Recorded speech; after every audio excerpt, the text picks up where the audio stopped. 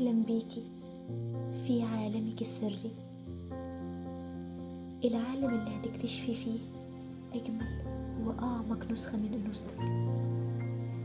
أنا مش جاية أعلمك تكوني أنثى، أنتي أنثى بالفعل، لكن دوري هنا إني أساعدك ترجعي لنفسك، تعرفي إزاي تحضني طاقتك الأنثوية، تدلعي روحك قبل مظهرك، وتغري اللي بتحبيه بنعومتك، بسكوتك، بحركتك، وحتى بصمتك. في سحر الأنوثة هنتكلم عن فنون ما بتتقالش بس بتتلمس، عن خطوات صغيرة تغير كتير، عن أسرار كل ست قوية نعم لازم تعرفيها. لو حابة تكوني مرآة للجاذبية والمغناطيس للحب والاحترام،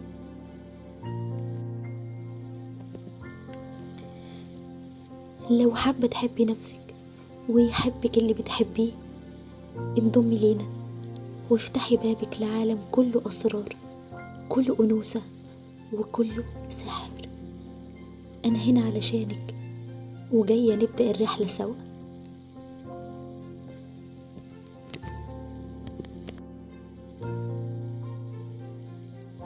خلينا نبدأ أول درس مع بعض، وهيكون عنوانه إزاي ترفعي طاقتك الأنثوية من جوه بدون مجهود ظاهر. هل عمرك سألتي نفسك ليه في ستات بيدخلوا المكان وكل العيون تتجه ليهم من غير ما يتكلموا، من غير ما يحاولوا يلفتوا الانتباه، بس في شيء فيهم بيجذب، بيسحر، وبيفضل في البال؟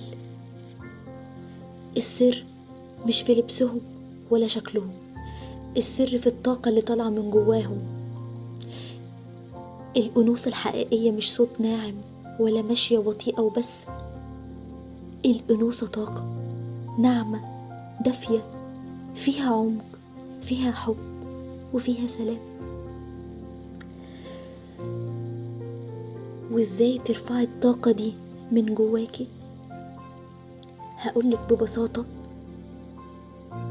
ابدأي ارجعي لنفسك.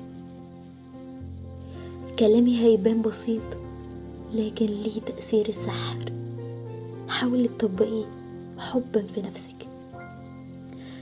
خدي نفس عميق معايا واسمعي الخطوات دي كأنك بتسمعي همس بيصحي أنوثتك.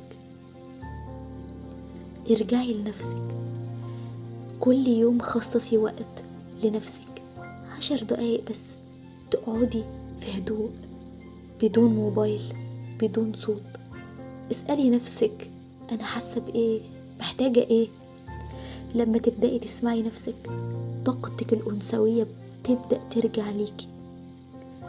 اللمسات الصغيرة، ابدأي اعتني بنفسك كأنك بتدلعي طفل صغير.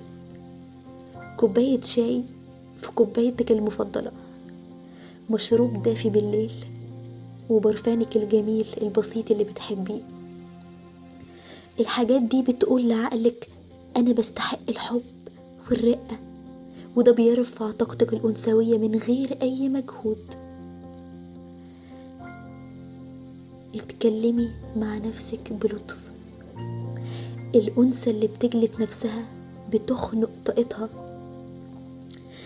إما الأنثى اللي بتحضن ضعفها بتولد قوة ناعمة محدش يقدر يقاومها. وأخطر حاجة اتعلمتها وليها تأثير السحر رغم بساطتها وإن أي حد يقدر يطبقها، البطء، الحركة الواعية. امشي بهدوء، اتحركي بنعومة، اعملي حركات بطيئة كأنك بترقصي مع الحياة. ده بيخلي جسمك يفرز طاقة أنوثة سحرة بتوصل للناس بدون ولا أي كلمة. السر فيكي بس محتاج يتشاف ويتحب ويتحضن. ابدأي النهاردة ولو بخطوة صغيرة، وكل يوم خدي نفسك لأنوثتك وارفعيها.